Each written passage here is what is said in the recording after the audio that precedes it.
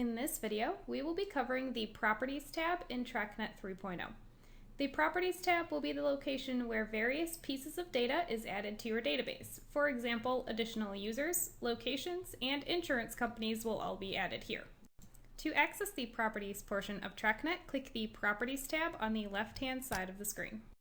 The Properties screen is navigated using a tree view along the left-hand portion of the window, not unlike the Explorer view in TRAKnet 2.0.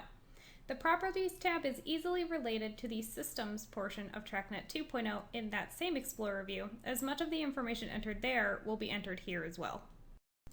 Starting from the top of the list, we can add additional users to our TRAKnet database by clicking on the Users category, then clicking the green Add icon. This will open the Add Users window. When adding a user to your database, only the first name, last name, username, and password fields are required. Passwords must be at least 6 characters in length and contain both numbers and letters. Passwords are case sensitive. After entering our desired password, we will click the OK button to save this password. This is also where we may change our password in the future should we need to do so. The User Editor window is divided into several categories: demographics, provider info, and practice info. Provider info and practice info are only important if the user you are adding is also a provider. A user will be considered a provider by TRAKnet if an NPI number is present in the NPI field under provider info. Please note that it is especially important to fill out as much information on this screen as possible if the user is a provider. For office staff, this screen can be used to store internal demographic information, such as personal contact information. After we have added our user, we are able to alter that user's permissions within TRAKnet by clicking on the Permissions tab at the top of the window. Should you wish to remove a specific permission for this user, simply uncheck the permission you would like to remove. Clicking on any given permission will give you a brief description of what that permission affects at the bottom portion of the window. Finally, the Comments tab will allow you to add any additional internal comments to this user's account, should you choose to do so. Once we are finished adding our user's information, we will click Save in the upper right-hand portion of the window to save and close. This user has now been added to our database, and that user may now log into TRAKnet. Our user is now listed under the Users category. To see the full list of users, click the Show All checkbox and click Refresh. TRAKnet 3.0 allows us to see the list of those users who are also providers at a glance by clicking on the Rendering/Ordering subcategory under Users on the left. This allows us to easily locate and modify only providers as needed. To modify a user, we can simply double-click on that user's name to open the Modify User window. Moving down the menu on the left, the Referring/Supervising Providers category will be where we may enter a referring provider to our database. To do so, click on the Referring/Supervising Provider category, then click the green Add button. Here, we can now begin populating our provider's information. The only required fields are first name and last name, although you will want to be sure to fill out as much information as necessary. Much like with our users, the Comments tab will allow us to add any internal comments to this referring provider. Once we are finished adding information to our referring provider, we will click Save in the upper right-hand corner to save this record. Our referring provider is now listed on this screen. Next in the list of properties is Facilities/Locations. This will be where all locations and facilities you practice at will be entered for both scheduling and billing purposes. To see our full list of locations, we will check the Show All checkbox and then click Refresh. We can add a new location by clicking the green Add button. However, in this case, we are going to modify one of our existing locations by highlighting the desired location and clicking Modify. The required fields when creating a location are name and short name. The name will be the full name of that location. The short name is an abbreviated name that will be used on the login screen of TRAKnet.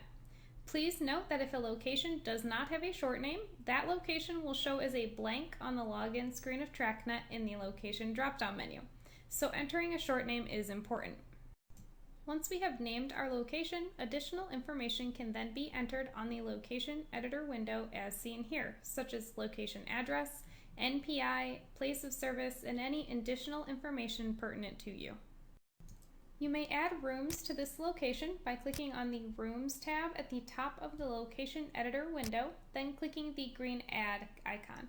Rooms are tied to this given location, must be named, and can be scheduled to, much like a provider, if you should choose to do so. If you plan to schedule to a room, you will want to set Allow Scheduling to True. This will then cause the room to show on your scheduler. After we are finished adding rooms to this location, we can click the Save button in the upper right-hand corner of the screen to return to the Location Editor window. Finally, we can add any internal comments to this location by clicking on the Comments tab and typing in our comments. Once we have finished modifying or adding our location, we will click Save in the upper right-hand corner of the screen to save our changes. The next category under Properties is the Insurance list. The insurance screen is where all insurances are located in your database. From this screen, we can add a new insurance, modify an existing insurance, or create a claim office to an existing insurance. To view the list of insurances, we can click Show All and then click Refresh, or type in the name of the specific insurance and click Search.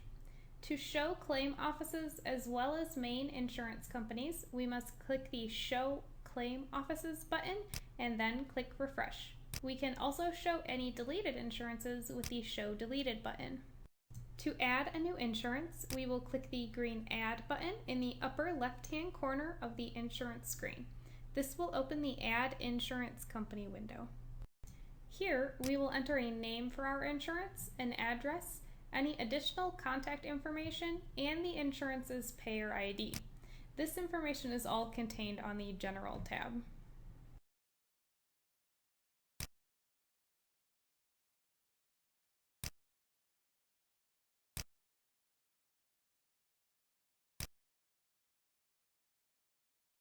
After we have finished filling in all general information for this insurance company, we will go to the Claim Details tab at the top to make any changes to the various billing settings specific for this insurance. This screen can also be accessed by modifying the insurance company later and can be changed as needed per insurance company, depending upon that specific insurance's needs. To save this insurance company to our database, we will click the Save button in the upper right-hand corner of the Add Insurance Company window. The insurance company will be added, and now we will be able to make some additional changes and add additional information to this insurance company. This additional information will be added across the 3 new tabs that have appeared after clicking Save. The first of these tabs is the Claim Offices tab. If there are multiple insurance companies with the same payer ID as this main insurance company, but possibly a different address, we will want to add these insurance companies as a claim office to this main insurance. It is important to always do this in an instance where the payer ID might be the same, but the address might be different to ensure clean billing. To add a claim office, click the green Add button under the Claim Offices tab and then fill out all general information such as address and payer ID for this claim office insurance. Once we have filled in all information, we can click Save to add that claim office under our previously added main insurance. Moving along the tabs at the top, the Legacy Numbers tab will be where insurance-specific identification information, such as legacy numbers, can be added for billing purposes. Finally, the Comments tab is where any general internal comments about this insurance company can be added for your records. Once we are finished modifying our insurance, we will click Save at the top of the screen to save and close the Add Insurance Company window. Our new insurance company is now visible in the list of all insurances. Continuing through our list of properties, the Employers category will be where we can create a list of employers that can then be assigned to our patients should we need to do so. To add an employer, simply click the green Add button in the upper left-hand corner of the screen and enter all necessary information on the Add Employer window. Next, the Treatments category will be where all treatment codes entered into our database are present. From this window, we may add a new treatment code, modify an existing treatment code, or delete a treatment code as needed. We may search for a treatment code by either code or description with the search functions at the top of the screen. Otherwise, we may generate a list of all treatment codes by clicking Show All and then refresh, although this is generally not recommended as the list is likely quite long and will take some time to load. To modify an existing treatment code, click on the treatment code you would like to modify, then click the Modify button in the upper left-hand corner of the screen. This will open the Modify Treatment window where we are able to review and change that treatment code's information. The first tab on the Modify Treatment window is the Treatment tab, where general treatment information can be entered, such as the charge, the description, whether or not the code is a service, if it is taxable, if it is an institutional code, and if that code should always be patient responsible on default. We may also set various inventory settings if this code is a product, as well as choose pre-assigned modifiers with the modifier drop-down menus if we know this particular code is always billed with the same modifier. The second tab on the Modify Treatment window is the Claim Details tab, where information such as NDC code for injections can be entered. The History tab will show a graphical representation of the history of this treatment code for your practice. It will show at a glance the frequency with which this code has been billed. The Comments tab will be for general comments about this particular treatment code. These are internal comments about that specific code. Finally, the Vendors tab is where, if the code is a product, the vendor of that product can be documented. The Fee Schedule tab will allow you to set up a fee schedule for a specific insurance company for this treatment. After you have finished modifying your treatment code, you will click the Save button to save your changes and close the Modified Treatment window. A new treatment code can be added to the list of your treatments by clicking the green plus sign in the upper left-hand portion of the screen and entering in all necessary treatment code information. Moving along, payment types can be added to your system for billing purposes under the Payment Type category. TRAKnet will come preloaded with several standard payment types which cannot be changed or removed. However, to add a new payment type, simply click the green Add button to open the Add Payment Type window. On this window, you will need to enter the name or description of that payment type, as well as who that payment would be coming from to then save that treatment type to your database. The final category under Properties is the Property Values category. Property values are specific data values that work behind the scenes in TRAKnet to populate various portions of the software. As a result, a majority of these property values cannot be changed, removed, or added to. However, one notable exception are billing modifiers. The modifiers property value will allow you to see a full list of all modifiers in your database by checking the Show All checkbox and clicking Refresh.